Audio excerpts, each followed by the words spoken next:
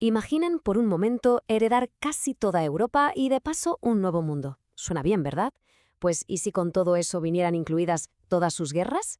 De eso va precisamente la historia de hoy. Vamos a sumergirnos en el vertiginoso reinado de Carlos V, un emperador que tenía un sueño gigantesco, el de un imperio universal, pero que se topó de frente con la cruda realidad, un conflicto en tres frentes a la vez.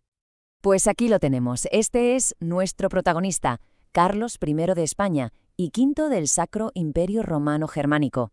En pleno siglo XVI no había nadie, pero nadie, con más poder que él. Su figura, sin duda, marcó la política europea durante décadas. Pero claro, un poder tan inmenso venía con un peso casi imposible de soportar.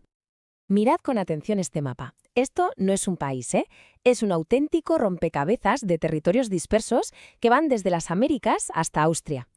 Al heredar todo esto, Carlos no solo se encontró con coronas y tierras, sino que heredó también todas las rivalidades, todas las tensiones y todos los enemigos que venían en el paquete. Su imperio, de hecho, nació ya en un estado de guerra constante. Para que nos hagamos una idea de la magnitud del lío, primero tenemos que entender la escala de lo que tenía entre manos. No se había visto nada ni remotamente parecido en Europa desde los tiempos de Carlomagno. Imaginaos.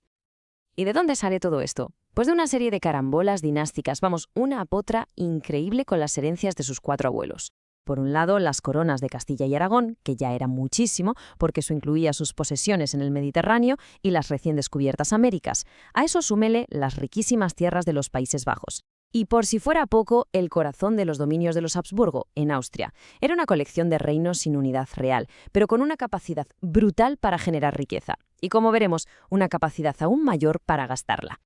Pero ojo, que Carlos no era solo un coleccionista de coronas. Tenía una idea muy clara, una idea que guiaba todo lo que hacía, la Universitas Cristiana. Su gran objetivo, su sueño, era mantener unida a toda la cristiandad, con él como líder político, el brazo armado, y el Papa como guía espiritual. Un ideal medieval, grandioso, sí, pero que ya empezaba a chocar con la nueva realidad de unos reinos que se sentían cada vez más como naciones independientes. Y claro, el primer obstáculo, el más pesado y persistente para ese sueño de unidad, no vino de muy lejos, vino de hecho de su vecino más inmediato, Francia.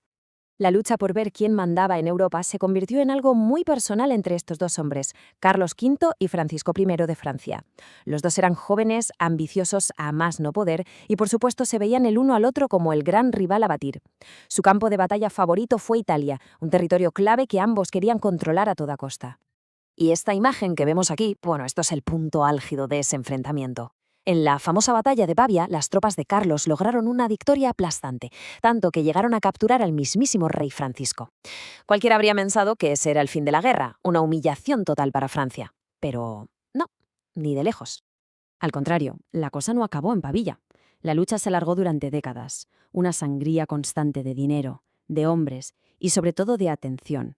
Y claro, mientras Carlos estaba obsesionado con Francia, otros dos frentes muy peligrosos se estaban abriendo, uno por el este y otro en el mismísimo corazón de su imperio.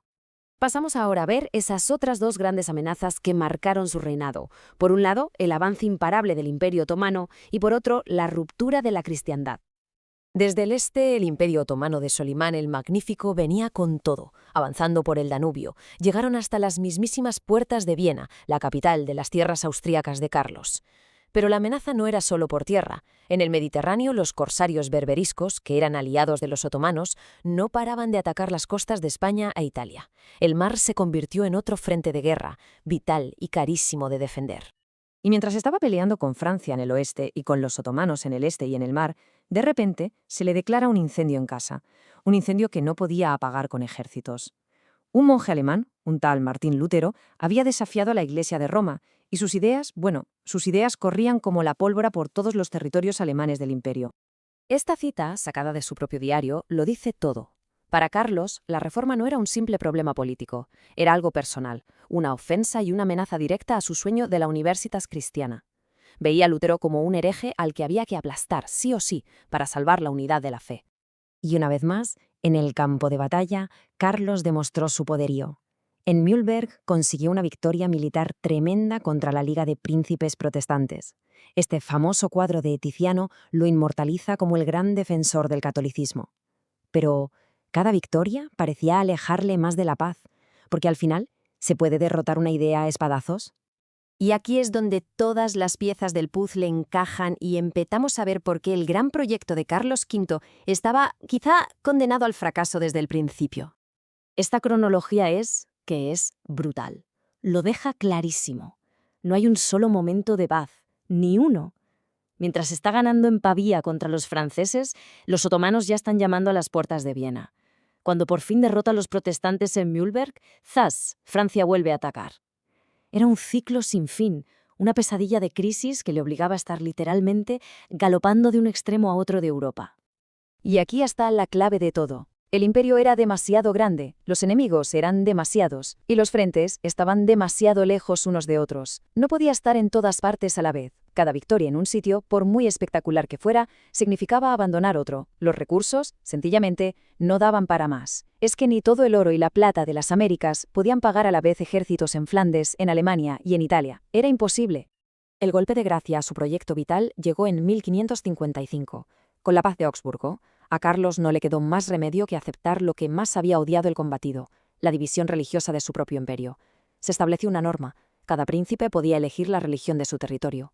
Y con eso, la Universitas Cristiana, su gran sueño, había muerto. Esa frase lo resume todo. Es el final de una vida entera de luchas. Ese ideal medieval de un imperio universal unido bajo una sola fe se estrelló de cabeza contra la nueva realidad, la de los estados-nación y la de una fe fracturada para siempre. Completamente agotado, física y anímicamente.